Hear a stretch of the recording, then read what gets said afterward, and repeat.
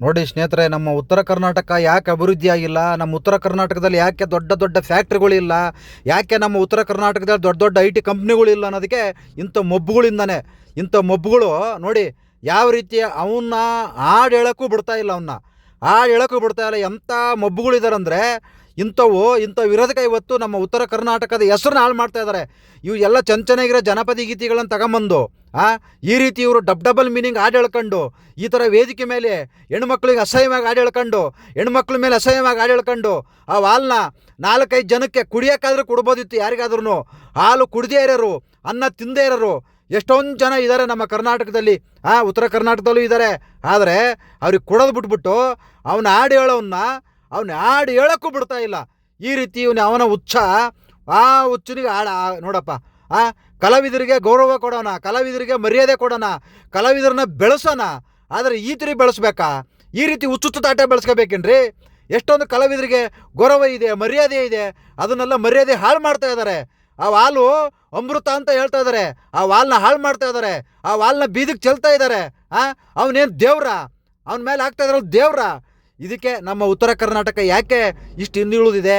ನಾವು ಯಾಕೆ ಬೆಂಗಳೂರಿಗೆ ಕೆಲಸ ಹುಡ್ಕೊಂಬರ್ಬೇಕು ಅನ್ನೋದಕ್ಕೆ ಇದೇ ಒಂದು ಮೂಲ ಕಾರಣ ಇಂಥವೇ. ನೋಡಿ ಅವನು ಏನು ಮಾಡ್ಯಾನ, ಏನು ಸಾಧನೆ ಮಾಡವನೆ ಅಂತ ಹಾಲು ಹಾಕ್ತವ್ರೆ. ಎಷ್ಟೋ ಜನ ಪಾಪ ಹಾಲು ಕೂಡ ಕುಡಿಯೋಕ್ಕಿರಲ್ಲ, ಹಾಲು ತರೋಕ್ಕೂ ದುಡ್ಡಿರಲ್ಲ, ಹಾಲು ಕುಡಿಯೋಕ್ಕೂ ಆಗಿರಲ್ಲ. ಅಷ್ಟು ಜನ ಇದ್ದಾರೆ ನಮ್ಮ ಕರ್ನಾಟಕದಲ್ಲಿ. ಅಂಥದ್ದು ಬಿಟ್ಟು ಏನು ಸಾಧನೆ ಮಾಡಿದ್ದಾನೆ ಅಂತ ಹಾಲು ಹಾಕ್ತಾ ಇದ್ದಾರೆ. ಹೇಳಿದ್ರೆ ಇವ್ನಿಗೆ ಹೊಟ್ಟೆ ಉರಿ, ಅದಕ್ಕೆ ಈ ಥರ ಮಾತಾಡ್ತಾನೆ. ಇದು ಸರಿನಾ ಹೇಳಿ ಇವ್ರು ಮಾಡ್ತಾ ಇರೋದು? ಇದು ಹುಚ್ಚಾಟ ಅಲ್ವಾ? ನಮ್ಮ ಕಡೆ ಮಾತಾಡ್ತಾರಲ್ಲ ಎಂತೆಂಥ ಮೊಬ್ಬುಗಳಿದ್ದಾರೆ, ಇನ್ನೂ ಹೊಲಸು ಮಾತಾಡ್ತಾರೆ. ಅದೆಲ್ಲ ಮಾತಾಡೋದು ಬೇಡ, ತುಂಬ ಜನ ನೋಡ್ತಾರೆ. ಅದು ಹೊಲಸು ಮಾತಾಡ್ಬೋದು, ಆದರೆ ಇಂಥವ್ರಿಗೆ ಎಷ್ಟು ಮಾತಾಡಿದ್ರು ಅದೇನು ತಪ್ಪೇನಿಲ್ಲ. ಆದರೆ ಇದು ಸರಿನಾ ಇದು ಮಾಡ್ತಾ ಇರೋದು? ಇಂಥ ಅಯೋಗ್ಯರು ಇರೋದಕ್ಕೇ ಇವತ್ತು ನಮ್ಮ ಕರ್ನಾಟಕ ಇವತ್ತು ಹಾಳು ಮಾಡೋಕ್ಕೆ ನಿಂತ್ಕೊಂಡವ್ರೆ. ಉತ್ತರ ಕರ್ನಾಟಕದಲ್ಲಿ ಇವತ್ತು ಕೆಲಸಗಳಿಲ್ಲ, ಸರಿಯಾಗಿ ಜೀವನ ಮಾಡೋಕ್ಕಾಗಲ್ಲ. ಬೇಸಿಗೆ ಟೈಮಲ್ಲಿ ಮುಖ ತೊಳ್ಕೊಳಕ್ಕೆ ನೀರಿಲ್ಲ, ದನ ಕರುಗಳು ಕುಡಿಯೋಕ್ಕೆ ನೀರಿಲ್ಲ. ಅಂಥವೆಲ್ಲ ಯೋಚನೆ ಮಾಡ್ದೇ ಈ ಹಾಲನ್ನು ಇವತ್ತು ಈ ರೀತಿ ಅವನ ಮೇಲೆ ಹಾಕ್ತಾ ಇದ್ದಾರೆ. ಅವನು ಆಡಕ್ಕೆ ಹೋದ್ರೂ ಅವನು ಆಡಕ್ಕೆ ಬಿಡ್ತಾ ಇಲ್ಲ.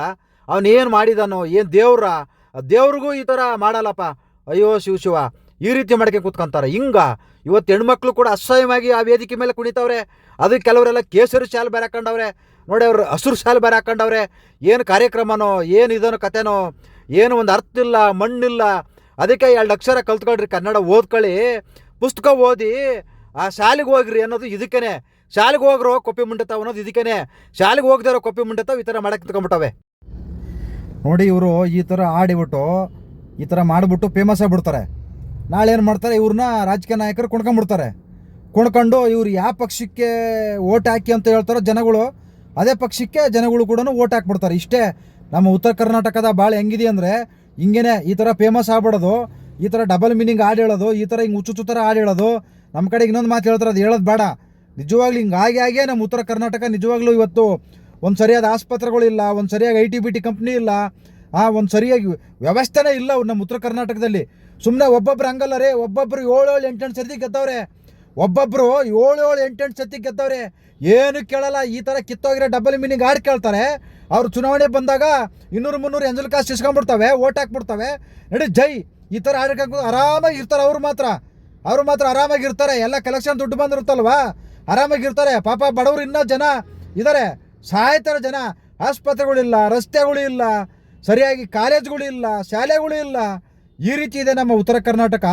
ಒಂದು ಕೆಲಸ ಮಾಡೋಕ್ಕೆ ಹೋಗೋಕ್ಕೆ ಒಂದು ದೊಡ್ಡ ಇಂಡಸ್ಟ್ರಿಯಲ್ ಏರಿಯಾನು ಇಲ್ಲವೇ ಇಲ್ಲ. ಇನ್ನು IT ಕಂಪ್ನಿ ಅಂತೂ ಬೇಡ, ಇನ್ನು ಕೇಳೋಂಗೆ ಇಲ್ಲ. ಅವನ್ನ ಏನೂ ವ್ಯವಸ್ಥೆ ಇಲ್ಲ. ಈ ರೀತಿ ಇದ್ಕೊಂಡು ಕುಣ್ಕೊಂಡು ಆಡ್ಕೊಂಡು ಹಾಲು ಚೆಲ್ಕೊಂಡು ಹೋಗ್ರಿ, ಏನೂ ಬೇಡ.